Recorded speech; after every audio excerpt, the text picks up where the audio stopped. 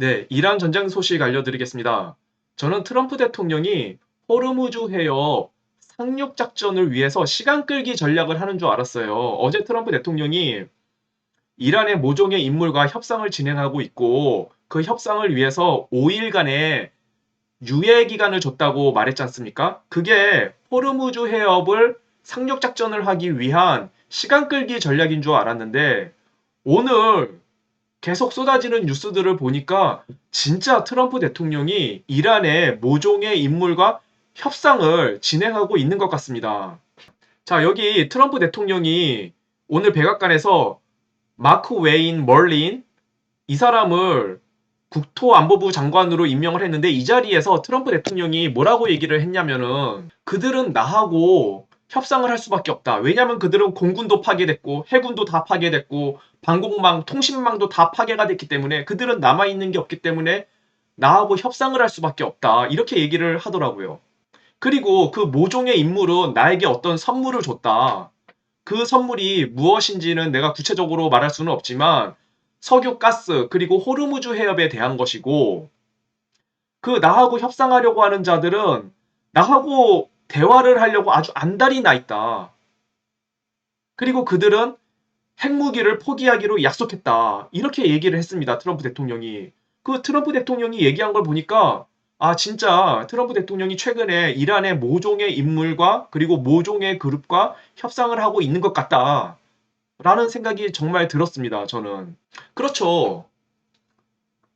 이란의 모든 군시설이 다 파괴가 됐고 전력이 남아있는 게 없고 테헤란에는 매일같이 미군과 이스라엘군의 폭격이 쏟아지고 그리고 매일같이 이란 수뇌부가 한 명 한 명 죽어나가고 있는데 자 이란 수뇌부 안에서도 여러 파벌이 있겠죠. 신정체제를 옹호하는 과격파가 있을 것이고 그러나 반면에 협상을 해야 한다는 온건파도 반드시 존재를 하게 됩니다. 그렇다면은 이 온건 협상파가 트럼프 대통령 측에 협상을 시도했을 가능성이 충분히 있는 거죠.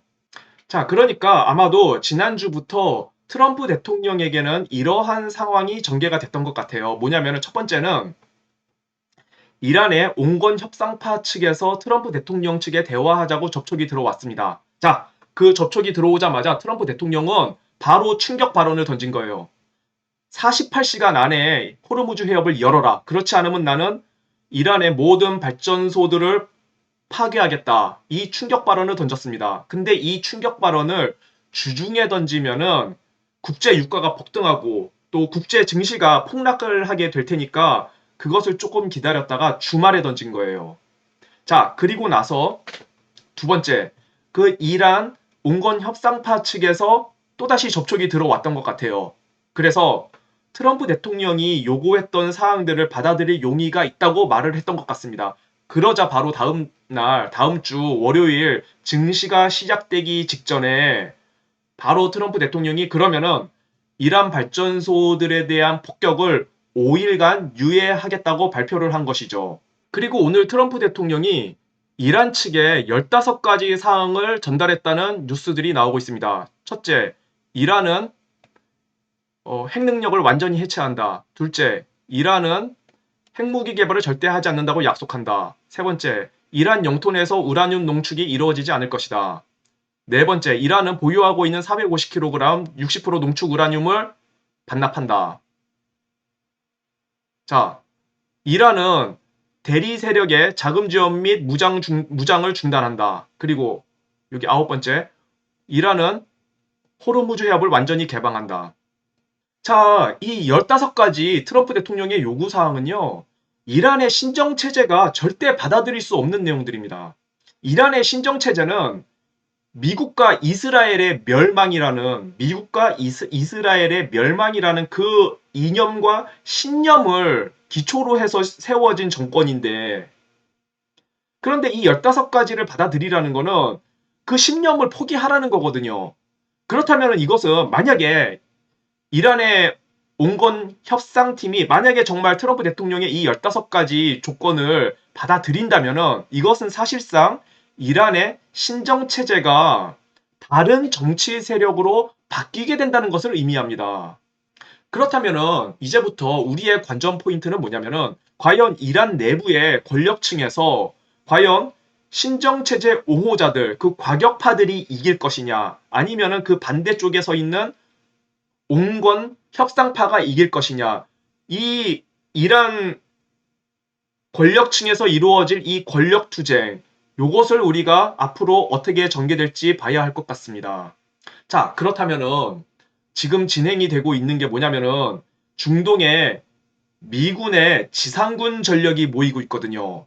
30일 해병 원정대, 10일 해병 원정대, 그리고 82 공수사단, 그리고 오늘 확인해 보니까 또 여러 육군 중장비 전력도 모이고 있는데, 이런 지상군 전력이 모이고 있다는 것은, 이것은 이란 협상파들에 대한, 그리고 이란 전체 수뇌부에 대한 최후 통첩인 것입니다. 지금 내가 5일간의 유예 기간을 줬는데 이 협상이 결렬되면 트럼프 대통령은 반드시 호르무즈 해협에 대한 상륙 작전을 실시할 거라는 최후 통첩인 것이죠. 최후 통첩. 자, 오늘 미국 전쟁연구소에서 올라온 보고서에 의하면은, 자, 계속 테헤란에 역시 계속 집중적으로 이스라엘의 공습이 이루어지고 있고요. 그리고 오늘은 특이하게 여기 아부무사 섬하고 대툰부 섬에 미군의 공습이 이루어졌습니다. 자, 제가 요 호르무즈 해협 중에서 아부무사 섬과 대툰부 섬 거기에 공습이 이루어졌다고 말씀드렸는데, 이 아부무사 섬하고 대툰부 섬은 그동안 공습이 많이 이루어지지 않았던 곳이거든요. 거의 공습이 이루어지지 않았던 곳이에요. 지난 3월 10일 날 처음으로 공습이 한번 있었고요. 그리고 10 며칠이 지난 이후에 두 번째 공습이 이루어지기 시작한 것입니다. 그러니까 제가 어제 영상에서도 말씀드렸다시피 저는 30일 해병 원정대가 반다르 아바스 항구하고 캐슘 섬에 상륙 작전을 아마도 할 것 같고, 그리고 82 공수사단이 아마도 호르무즈 해협에 있는 그 조그만한 섬, 두 개의 섬, 아부무사 섬하고 대툰부 섬에 공중 강습 작전을 할 것 같다고 제가 어제 영상에서 말씀드렸는데, 진짜로 아부무사 섬하고 대툰부 섬에 82 공수사단의 공중 강습 작전을 위해서 지금 그곳에 군사 시설들을 파괴하고 있는 것 같아요. 그런데 저는 어떤 생각을 계속 해왔냐면은, 이 30일 해병 원정대하고 82 공수사단이 호르무즈 해협에 이제 투입이 될 것 같은데, 10일 해병 원정대는 중동에 오려면은 4월 중순까지 기다려야 되고요. 그래서 이 30일 해병 원정대하고 82 공수사단이 호르무즈 해협에 투입될 것 같은데, 조금 병력이 좀 모자르다. 이 생각을 계속 해왔었는데, 어제 올라온 뉴스를 보니까, 자, 여기 그 C-17 수송기가 최소 35대가 중동으로 날아갔다고 합니다. 그리고 11대가 더 중동에 배치될 예정이고요. 자, C-17 수송기는요, 요건데 C-17 글로브 마스터라고 하는 수송기인데요. 이거는 미군이 보유하고 있는 수송기들 중에 가장 큰 수송기거든요. 이거는 사람을 수송하는 용도로 보통 쓰이지 않고, 사람을 수송할 때는, 병력을 수송할 때는 요 C-130 허큘리스 수송기를 보통 많이 사용하고요.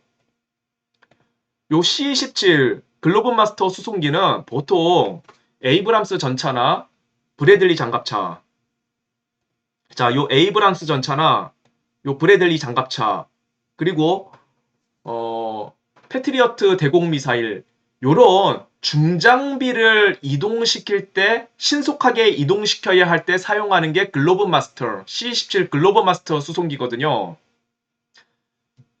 자, 이 C-17 글로브 마스터 수송기가요, 요 에이브람스 전차, M1 A3 에이브람스 전차를 한 대를 수송할 수가 있어요. C-17 수송기 한 대가 요 에이브람스 전차 한 대를 수송할 수 있어요. 이 에이브람스 전차가 70톤이거든요. 예, 70톤짜리 한 대를 수송할 수가 있고, 그리고 요 브래들리 장갑차는 두 대를 수송할 수 있습니다. C-17 수송기 한 대가 브래들리 장갑차 두 대를 수송할 수가 있어요.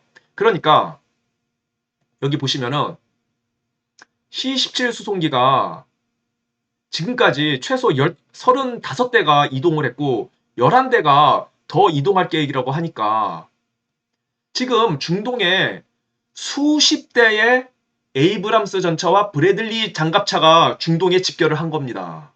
자, 여기 보시면요.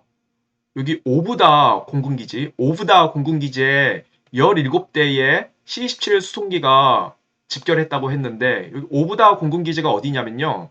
여기 이스라엘의 공군기지인데 오브다 공군기지가 이스라엘의 한 10여 개의 공군기지들 중에서 최남단에 위치한 공군기지거든요. 왜 C-17 수송기를 여기 이스라엘 최남단으로 보냈을까요? 왜냐하면 여기 에일랏 항구를 통해서 C-17 수송기에서 내린 에이브람스 전차를 요 에일랏 항구로 이동시켜서 에일랏 항구에서 배에 실어서 이란으로 이동시키려는 것이죠. 그렇게 우리가 추측을 할 수가 있습니다. 자, 여기 호르무즈 해협이요. 여기 호르무즈 해협에 보시면은 자, 여기 아부무사 섬에도 여기 공항 활주로가 있고요. 예? 여기 공군기지 활주로가 있고요. 아부무사 섬에도. 그리고 여기 대툰부 섬에도 보면은 공군기지 활주로가 있습니다. 그리고 여기 캐슘 섬에도 보면요. 여기 공군기지 활주로가 있어요. 예. 여기 공군기지 활주로가 있습니다. 캐슘 섬에도. 그리고 여기 반다르 아바스 항구 여기에도 보면은 반다르 아바스 국제공항 활주로가 있습니다. 자, 보이시죠?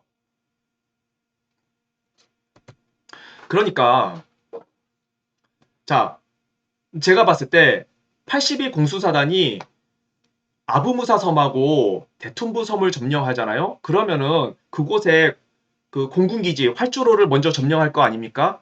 그러면은 C-17 수송기가 바로 아부무사 섬이나 대툰부 섬에 한 3-4대 정도가 착륙해서 3-4대 정도의 에이브람스 전차를 내려놓고 갈 수가 있고요. 그리고 캐슘 섬하고 반다르 아바스 항구는 거기는 작전 지역이 너무 넓기 때문에 거기에 있는 공군 기지까지 미 해병대가 점령하기에는 조금 버거울 수가 있습니다. 그런 경우에는 아마도 그 아까 에일랏 항구에서 실은 에이브람스 전차를 배로다가 그 캐슘 섬이나 만다르 아바스 항구로 이동시켜서 그 에이브람스 전차를 내려줄 수가 있고요. 자, 이렇게 에이브람스 전차와 브래들리 장갑차가 작전 지역에 배치가 되잖아요. 이거는 무슨 의미가 있냐면은 이 에이브람스 전차나 브래들리 장갑차가 작전 지역에 배치가 되면은 당연히 공격 작전에 훨씬 유리해지겠죠. 그러나 사실은 공격 작전보다 더 중요한 건 뭐냐면은 공격 작전이 다 끝나고 나서 수경지를 편성할 때, 방어진지를 편성할 때 이 전차와 장갑차가 반드시 필요하다는 것입니다. 자, 30일 해병 원정대 요원들 그리고 82 공수사단 요원들이 상륙작전을 하고 공중 강습 작전을 해서 작전 지역에 이제 상륙작전을 하고 나면은 그 지역에 있는 잔당들을 하나하나 다 소탕할 거 아닙니까? 이란 혁명수비대 잔당들을. 그래서 호르무즈 해협을 안정화시키겠죠. 자, 이 공격작전이 잔당들을 소탕하는 이 공격작전이 다 끝나고 나면 어떻게 해야 됩니까? 이 점령한 지역을 잘 지켜야죠. 수경지, 강력한 방어 진지를 구축을 해서 이란 저 내륙에 위치한 후방 지역에 위치한 이란 혁명수비대가 이곳으로 쳐들어오지 못하게 방어 진지를 강력하게 구축을 해야 되지 않습니까? 이럴 때에 전차와 장갑차가 반드시 필요한 거예요. 물론 공격 작전을 할 때도 전차 장갑차가 있으면 공격 작전이 훨씬 수월하겠지만 더 중요한 것은 공격 작전이 끝나고 나서 방어 진지를 구축할 때 이 전차 장갑차가 반드시 필요하다는 것입니다. 그래서 이 전차 장갑차가 작전 지역에 수십 대가 배치가 되면은 뭐 수천 명의 추가 병력이 증원이 안 되더라도 충분히 이 방어 진지를 지킬 수가 있는 거예요. 자, 그래서 제가 결론적으로 말씀드리는 것은 지금 트럼프 대통령이 이란의 모종의 인물과 협상을 진행하고 있는 것 같고 그래서 5일간의 유예 기간을 준다고 했고 그렇다면은 이것은 최후 통첩이라는 것입니다. 이러한 이 작전 지역 내에 지금 지상군들이 이제 모이기 시작했고, 만약에 이 5일간 주어진 유예 기간, 이 협상이 만약에 결렬되면은 트럼프 대통령의 호르무즈 해협에 대한 상륙 작전 명령이 떨어질 겁니다. 예, 오늘 방송 마치겠습니다. 감사합니다.